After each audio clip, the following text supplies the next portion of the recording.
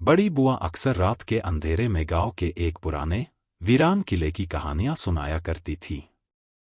किले को लेकर एक रहस्यमयी डर सबके मन में था। कहते हैं कि जो भी किले के अंदर गया फिर कभी वापस नहीं लौटा। गांव के पास स्थित इस किले के बारे में सुनकर अजय और उसके दोस्त अक्सर सोचते थे कि क्या सच में ऐसा कुछ है। एक दिन अजय के दोस्तों ने उसे चुनौती दी कि वो रात में किले के पास जाकर देखे कि वहां क्या होता है। अजय ने दोस्तों के सामने अपनी बहादुरी साबित करने का फैसला किया। रात के वक्त वो अकेला किले की ओर निकल पड़ा।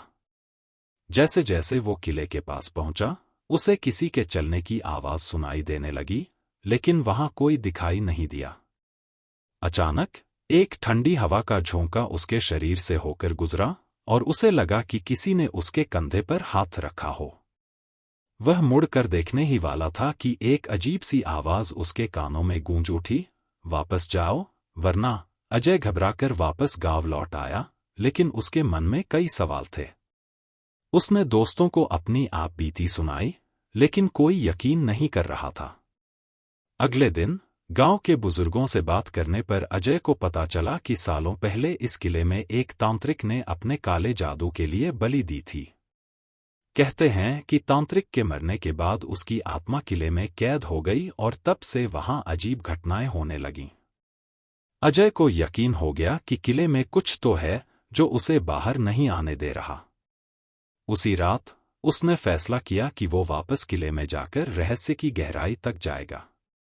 उसने अपने दोस्त विक्रम को भी साथ चलने के लिए मना लिया। अजय और विक्रम रात के अंधेरे में किले की ओर बढ़े। इस बार दोनों ने अपने साथ एक मशाल और कुछ खाने का सामान लिया। किले के दरवाजे पर पहुंचते ही उन्हें दरवाजा अपने आप खुलता हुआ दिखा। अंदर जाते ही हवा में एक अजीब सी ठंडक महसूस होने लगी।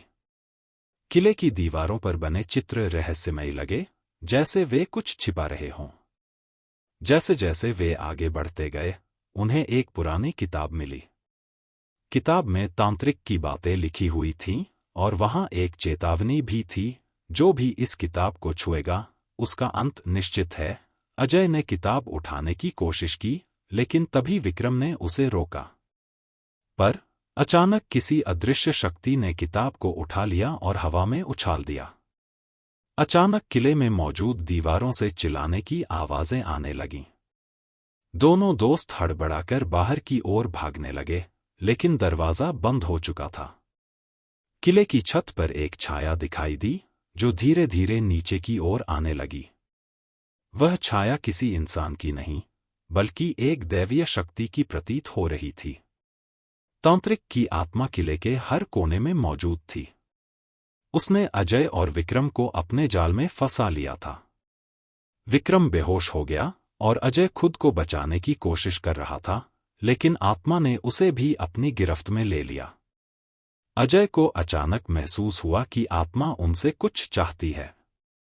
उसने खुद को संभाला और तांत्रिक की आत्मा से बात करने की कोशिश की। आत्मा ने बताया कि जब तक उसकी आत्मा को मोक्ष नहीं मिलेगा, वो किसी को भी गांव में शांति से रहने नहीं देगी।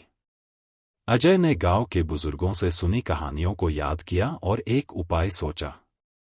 उसने तांत्रिक की आत्मा को वचन दिया कि वो उसकी अधूरी विधि को पूरा करेगा, जिससे उसकी आत्मा को शांति मिले।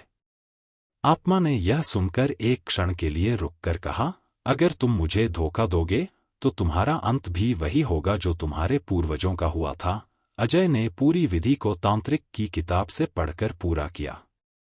अंत में तांत्रिक की आत्मा ने किले को छोड़ दिया और गांव को शांति मिली। लेकिन अजय और विक्रम के जीवन में उस रात की घटनाओं की छाया हमेशा के लिए बनी रही। कहानी अभी बाकी है।